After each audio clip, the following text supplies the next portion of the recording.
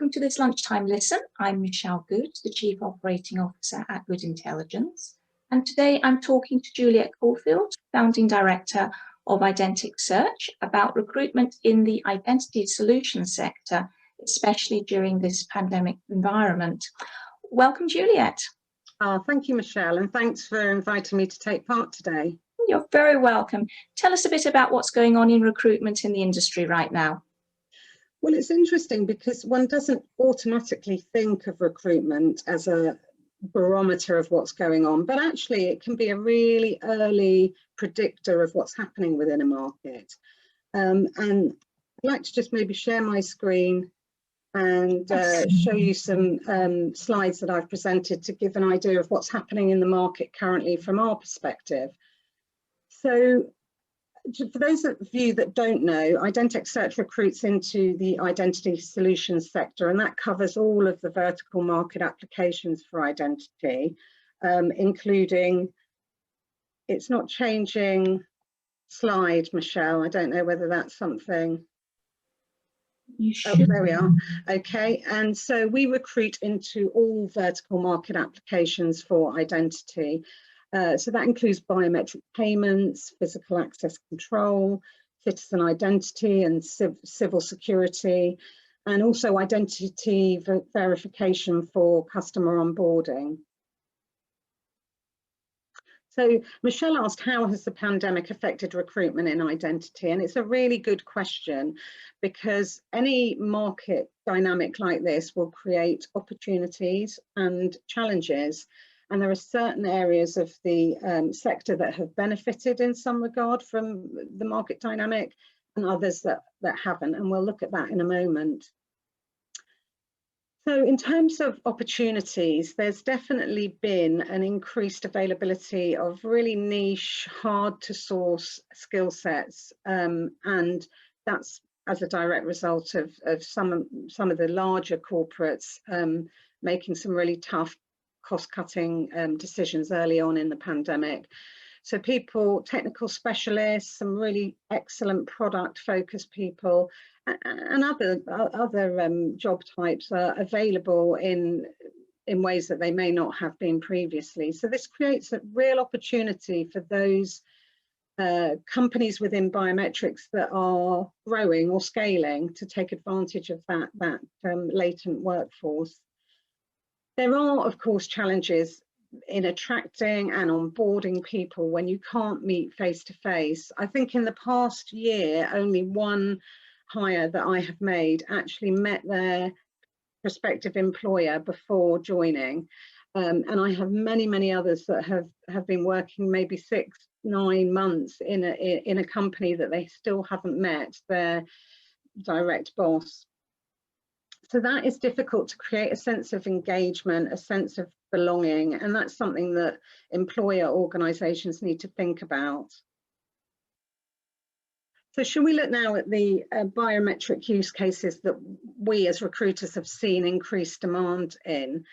And there's one key area there, which is biometrics for customer onboarding, and also facial recognition and liveness detection. They kind of go hand in hand. And that is a massive growth market in a number of regions. And actually it's a market that has, because of fraud and identity theft, there's a real demand now, with much more online transactions going on because of the pandemic, for companies to be able to authenticate their customers more effectively. Some regions actually have legislated for this, so that's caused increased demand in areas like the LATAM region. Biometric smart cards also, interestingly, this pandemic has finally created that kind of pull factor from the banks, where there may have been some reluctance or hesitation previously. There's now a definite market requirement for customers demanding their banks to be able to make limitless transactions without pressing a PIN code. So this is a really exciting time for biometric smart cards, because it feels like the stars are aligned, where the demand and the technology is right there, ready to go. And actually, finally, physical access control is another area we've recruited more in this year than we did last year. So that is mostly around the move to frictionless access control. So it's where they're using biometrics without touching again, and things like workplaces or shared terminals are removing that friction-based biometrics. And obviously with the winners, there is always the other side. So we have seen some decreased demand in quite obvious sectors in some regards, anything related to air travel, border control, passenger flow, biometrics. Companies that supply to that market have been really significantly affected this year. And also the government ID side, with less people travelling, there's less demand for passports, and even large tenders for government ID internationally have been suspended or postponed. So that's been really tough. And on the flip side of the frictionless physical access, the touch-based physical access side has declined comparatively as well. So when we look as recruiters at a market and the type of job types that we're being asked to recruit, they are often also a good gauge of what the market's doing. So if we're being asked for research and development, engineers, systems and solutions people, you get a sense that there's a lot of investment and development going on within the technology vendors. In this case, in this current market, there's much more focus on using the technology that a company already has and making sure that it's reaching its full commercial potential. So the job categories that we've hired most this year have been in sales at all levels, from sort of VP or chief sales officers down to regional sales managers, and also then the technical support to support that sales activity. So that's about an organisation using the resources it has, but making sure that it's covering the market as well as possible. Similarly, for the product and solutions side, I've hired several product managers and chief product people to identify other innovative or creative ways of using technology that already exists.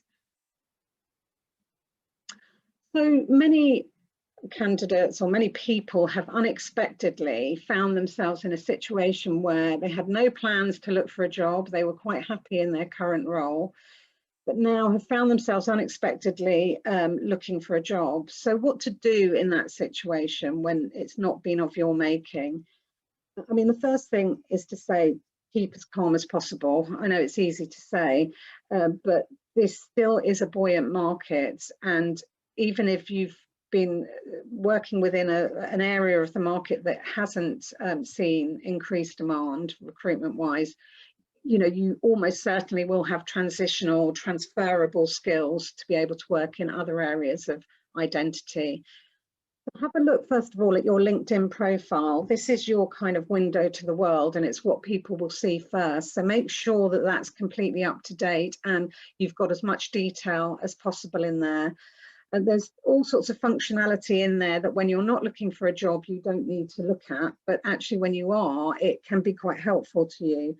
So things like putting yourself on there as open for opportunities, that will alert recruiters like me who pay an extra license fee for the recruiter version of LinkedIn.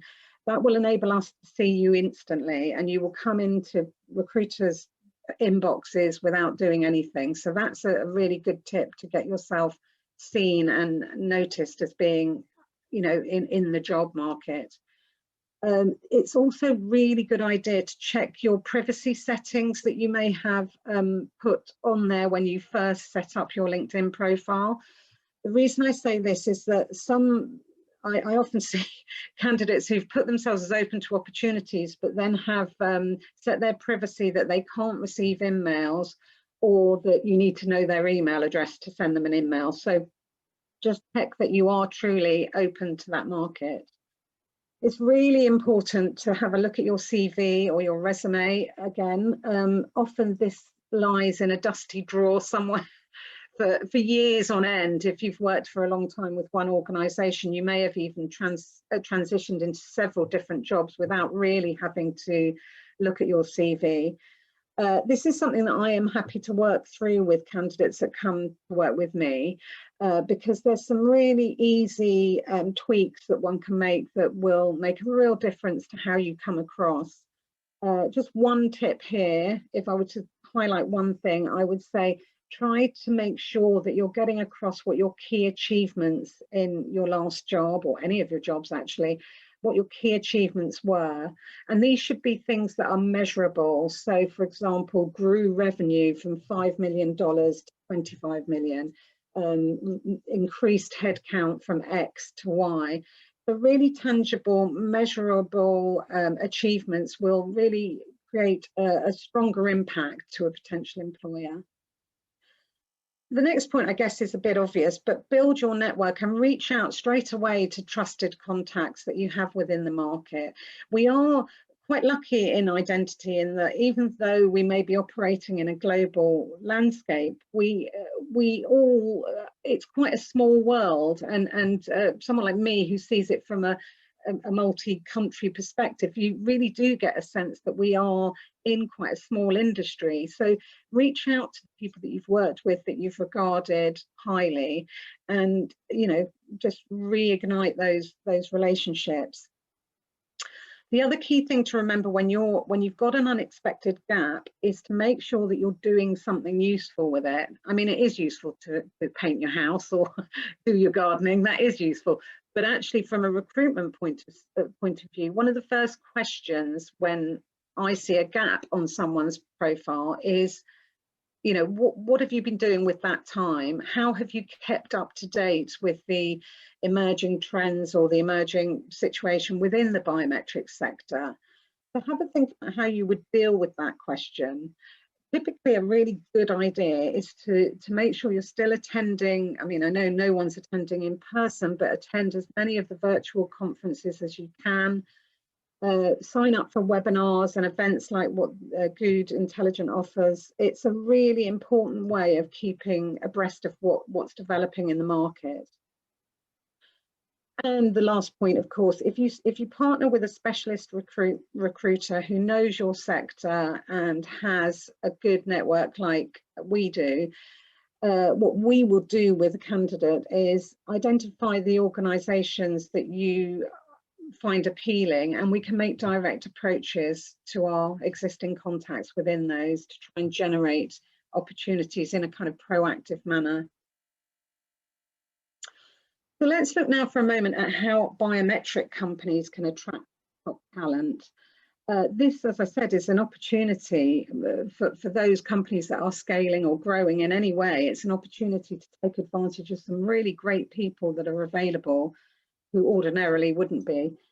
The best advice I could ever give to a biometrics company or any company trying to attract top talent is to consider and fully consider recruitment as a branding opportunity. If you think about the recruiter that you partner with, for example, me, if I'm hiring a senior role or a really important strategic position for you, I might be talking to 30, 40, 50 key people within the industry about that job.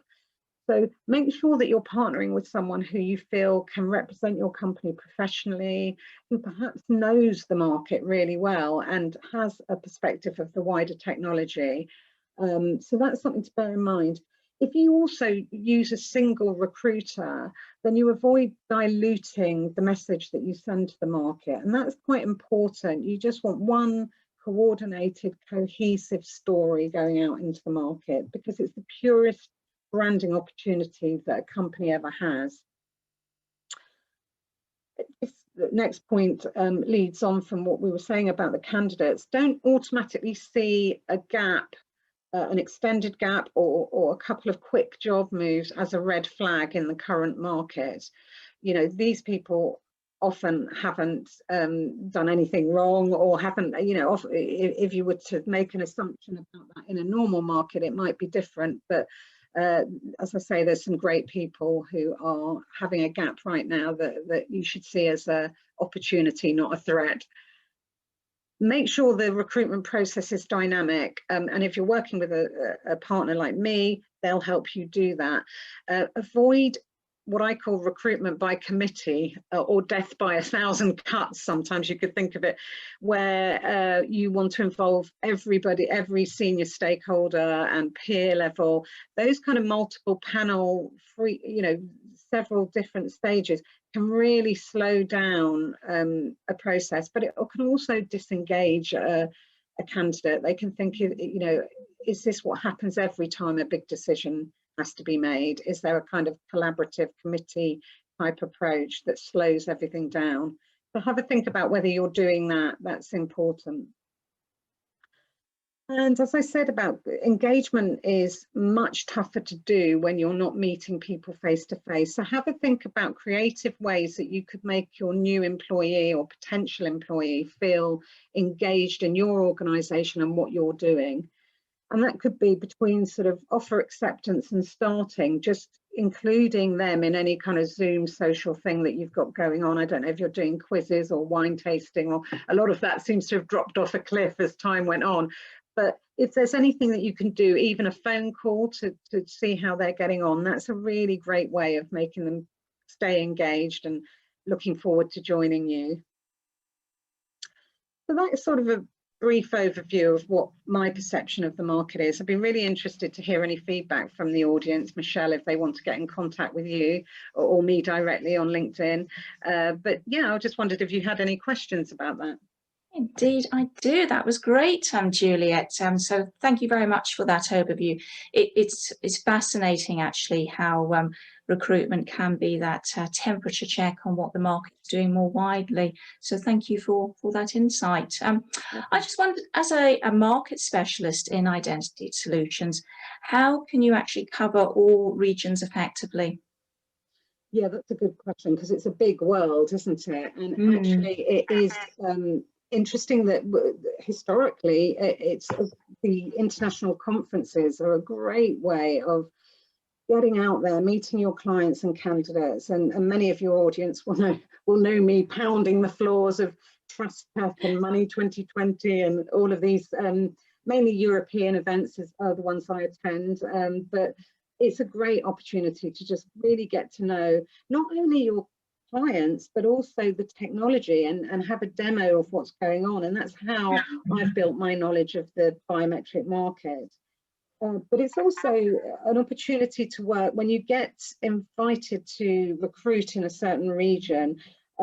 It's really important as a specialist recruiter to do a bit of research into what's going on in the background of that region's identity markets. So, for example, recently I've done a really high volume actually of recruitment work in the LATAM region, which has been fabulous because my degree was Spanish, and so it's the first time I've actually been able to use my degree professionally in all these years.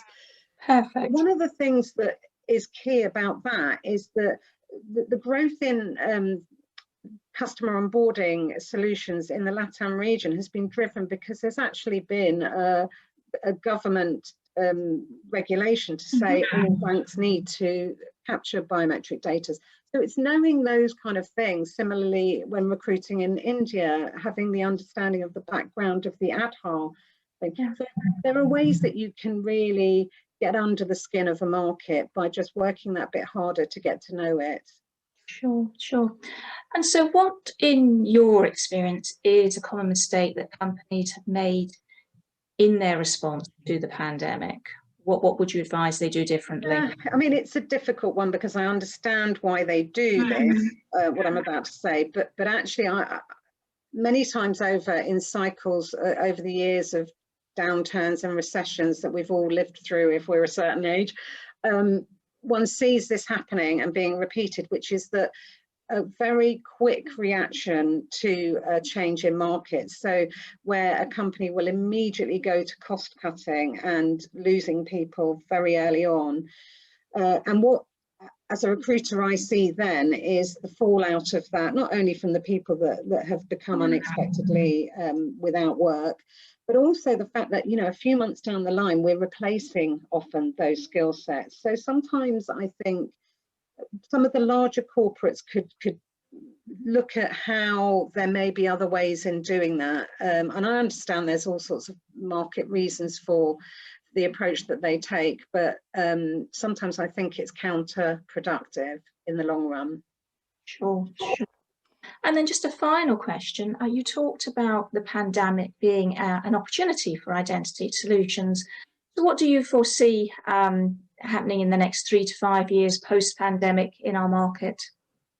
Well, I think this is a great time for biometrics, and the market is predicted to produce billions of pounds or dollars, whatever currency you're operating in, of revenue over the next 3 to 5 years. There's real optimism about the technology that's out there now, and also some of the investment that's going into new technology as well. So what I would say to anybody who has found themselves unexpectedly looking for a job, and sometimes they come to me and look to maybe leave biometrics, and what I would say to them, and I say regularly, is do not leave this exciting sector.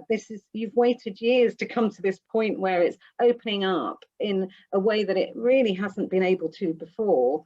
So hold fire and stay within this great market. The future looks very bright for biometrics. Brilliant. Thank you, Juliet. It's been great talking to you today. And if anybody has any questions, then please get in touch with Juliet, and I'm sure she'll be able to help. Thank you very much. Thank you, Michelle. Bye.